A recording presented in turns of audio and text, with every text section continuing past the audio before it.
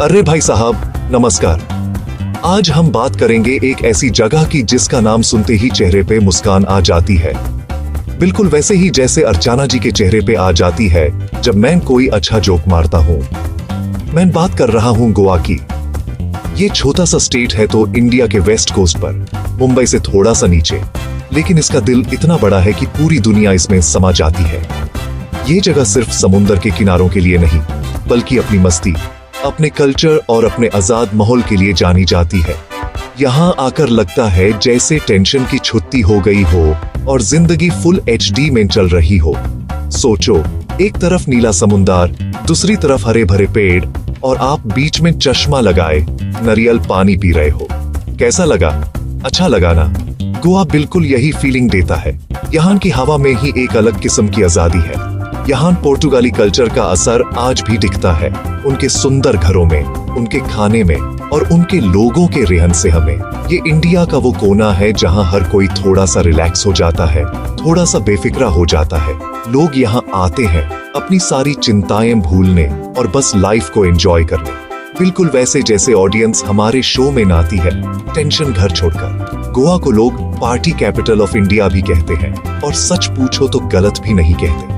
लेकिन ये सिर्फ पार्टी करने वालों के लिए नहीं है, ये जगह फैमिली के लिए भी है, दोस्तों के लिए भी है और उनके लिए भी जो अकेले घूम कर खुद को टाइम देना चाहते हैं। यहाँ का मौसम ज्यादातर सुहाना रहता है, खास करके अक्टूबर से मार्च तक। तब न ज्यादा गर्मी होती है न ज्यादा बारिश, बस हल्की हल्की ठंडी हवा चलती है और घूमने का मजा दुगना हो जाता है। यहाँ आकर आपको लगेगा जैसे आप इंडिया में नहीं, किसी विदेशी आइलैंड पर आ गए हैं। तो जब भी आपका मन करे कि रोज की भाग दौड़ से ब्रेक लेना है, तो गोवा का टिकट बुक कर लेना। यहाँ का कल्चर इतना अलग और इतना वेलकमिंग है कि आपको अजनबी महसूस ही नहीं होगा। यहाँ के लोग बहुत फ्रेंडली होते हैं, हमेशा मुस्कुराते रहते हैं। उनकी सुसेगत फिलॉसफी, जिसका मतलब है टेक इट इजी या आराम से, आपको भी सिखा देगी कि जिंदगी को हमेशा रेस की तरह नहीं जीना चाहिए। कभी कभी रुककर आराम से सुंदर नजरों का मजा भी लेना चाहिए। गोवा बस एक जगह नहीं, एक एहसास है, एक फीलिंग है। अब गोवा आए और बीच पे नहीं गए तो क्या खाक गोवा आए। ये तो वही बात हो गई कि मेरे शो पे आए और सिद्धू जी का ठोको ताली नहीं सुना। गोवा में दो तरह के हिस्से हैं, नॉर्थ गोवा और साउथ गोवा। नॉर्थ गोवा थोड़ा ज्यादा हैपनिंग और भीड़ भाड़ वाला है। यहाँ बगा, कलंगूटी और अंजुना जैसे फेमस बीचेस हैं, जहां आपको वाटर स्पोर्ट्स, शैक्स और पार्टी का माहौल मिलेगा। यहाँ दिन में लोग सुन बेटिंग करते हैं और शाम होते ही म्यूजिक और मस्ती का दौर शुरू हो जाता है। हर तरफ से बस की आवाज आती है और लोग नाचते गाते रहते हैं। और भाई, पेट पूजा का क्या, गोवा का खाना उफ लाजवाब। यहाँ के सी फूड की तो बात ही अलग है। ताजी ताजी मछली, प्रॉन्स और क्रैब्स को मसालेदार गोवन करी में बनाया जाता है। फिश करी राइस तो यहाँ का नेशनल एंथम जैसा है, हर जगह मिलेगा और हर कोई खाएगा। इसके अलावा विंदलू और साकुटी जैसे डिशेस भी बहुत फेमस हैं। इनका स्वाद थोड़ा तीखा, थोड़ा खट्टा मीठा होता है, बिल्कुल मेरे जोक्स की तरह। और मीठा खाने वालों के लिए बेबिंचा है, जो एक मल्टी लेयर्ड केक जैसा होता है। यहाँ के बीच शैक्स में बैठकर समुंदर की लहरों को देखते हुए खाना खाने का मजा ही कुछ और है। अब थोड़ी कल्चर की बात कर लें। गोवा का कल्चर बहुत ही रंग बिरंगा है। यहाँ हिंदू और क्रिश्चियन दोनों धर्मों के लोग प्यार से रहते हैं, इसलिए आपको यहाँ सुंदर मंदिर भी मिलेंगे और बड़े बड़े पुराने चर्च भी। गोवा कार्निवल यहाँ का सबसे बड़ा फेस्टिवल है, जो फरवरी में होता है। पूरा गोवा दुल्हन की तरह सज जाता है, सड़कों पर परेड निकलती है, लोग अजीबोगरीब कपड़े पहनकर नाचते गाते हैं। इसके अलावा क्रिसमस और न्यू ईयर तो यहाँ इतनी धूमधाम से मनाया जाता है कि पूरी दुनिया से लोग यहाँ आते हैं। यहाँ का म्यूजिक भी अलग है, थोड़ा सा पोर्चुगीज टच वाला। साउथ गोवा की बात करें तो वो नॉर्थ गोवा से बिल्कुल अलग है। वहाँ ज्यादा शांति है। अगर आपको भीड़ से दूर सुकून के पल चाहिए तो पलोलेम या अगोंडा बीच चले जाओ। यहाँ सेफ ट्रेड है, साफ पानी है और आसपास बस नारियल के पेड़। यहाँ आप आराम से एक किताब पढ़ सकते हो, योगा कर सकते हो या बस समुंदर को देखते हुए घंटों बिता सकते हो। साउथ गोवा उन लोगों के लिए परफेक्ट है जो शहर के शोर से दूर नेचर के करीब रहना चाहते हैं, बिल्कुल वैसे ही जैसे मैं शूटिंग के बाद घर जाकर शांति से बैठना चाहता हूं। गोवा में सिर्फ बीचेस ही नहीं हैं भाई, यहां देखने के लिए इतना कुछ है कि आपका कैमरा थक जाएगा, पर जगह खत्म नहीं होंगी। सबसे पहले ओल्ड गोवा जरूर जाना। यहां बड़े बड़े पुराने चर्चेस हैं जो पोर्चुगीज के टाइम के हैं। बसिलिका ऑफ बोम जीसस तो यूनेस्को वर्ल्ड हेरिटेज साइट है। यहां सेंट फ्रांसिस एक्सेवियर की बॉडी रखी हुई है जो 400 साल से भी ज्यादा पुरानी है। इन चर्चेस को देखकर लगता है जैसे आप टाइम ट्रैवल करके पुराने जमाने में यूरोप पहुंच गए हो। इनकी बनावट, इनकी पेंटिंग, सब कुछ कमाल का है। अगर आपको नेचर और एडवेंचर पसंद है तो दूधसागर वाटरफॉल्स जाना मत भूलना। ये इंडिया के सबसे ऊंचे वाटरफॉल्स में से एक है। इसका नाम दूधसागर इसलिए है क्योंकि जब पानी ऊपर से गिरता है तो बिल्कुल दूध की धारा जैसा लगता है। वहां तक पहुंचने के लिए जीप से जंगल के रास्ते जाना पड़ता है, जो अपने आप में एक एडवेंचर है।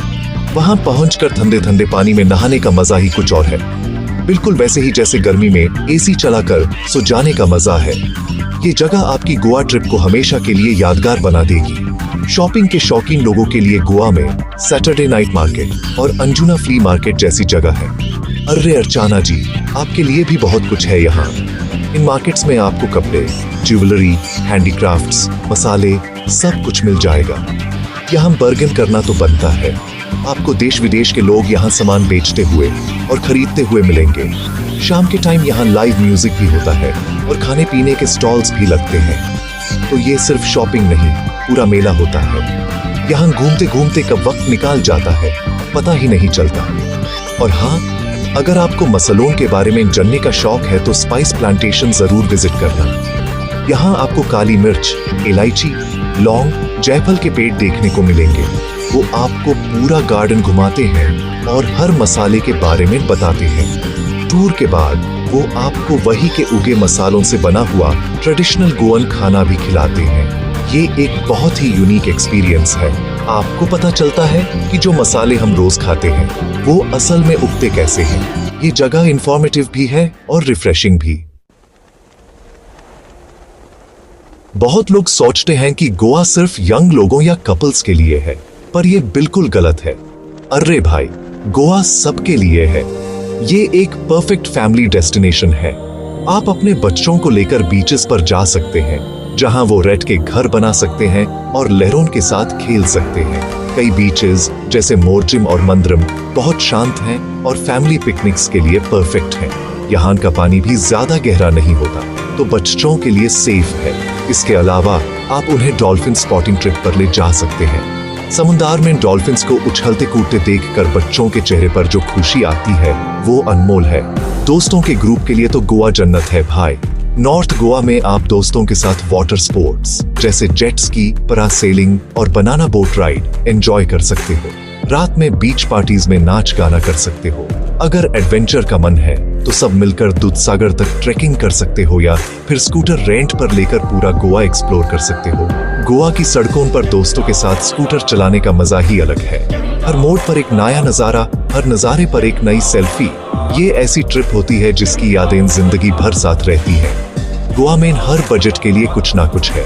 आप चाहें तो 5 स्टार रिजॉर्ट में आराम से रह सकते हैं या फिर सस्ते सुंदर गेस्ट हाउसेस में भी आराम से रुक सकते हैं। खाने पीने का भी यही हिसाब है। आप फैंसी रेस्टोरेंट में भी खा सकते हैं और छोटे से बीच शैक पर भी पेट भर सकते हैं। स्वाद आपको हर जगह अच्छा ही मिलेगा, इसलिए गोवा हर किसी के पॉकेट में फिट हो जाता है। ये एक ऐसी जगह है जहां आप कम पैसे में भी ढेर सारी मस्ती कर सकते हैं। बिल्कुल मेरे शो की तरह, टिकट सस्ता और एंटरटेनमेंट पूरा। तो भाई, आखिर में मैं बस यही कहूंगा कि जिंदगी में एक बार गोवा जरूर जाना। ये जगह आपको रिचार्ज कर देगी। यहाँ का सुसेगद माहौल आपको सिखाएगा कि थोड़ा आराम करना भी जरूरी है। यहाँ के सुंदर नज़ारे, लाजवाब खाना और फ्रेंडली लोग आपका दिल जीत लेंगे। चाहे आप फैमिली के साथ जा रहे हो, दोस्तों के साथ या अकेले, गोवा आपको कभी निराश नहीं करेगा। तो अगली छुट्टियों का प्लान बनाओ, बैग पैक करो और निकाल पड़ो गोवा की तरफ। और हाँ, वहां से मेरे लिए थोड़ी बेबिंचा ले आना। चलिए, हंसते रहिए, मुस्कुराते रहिए और देखते रहिए द कपिल शर्मा शो।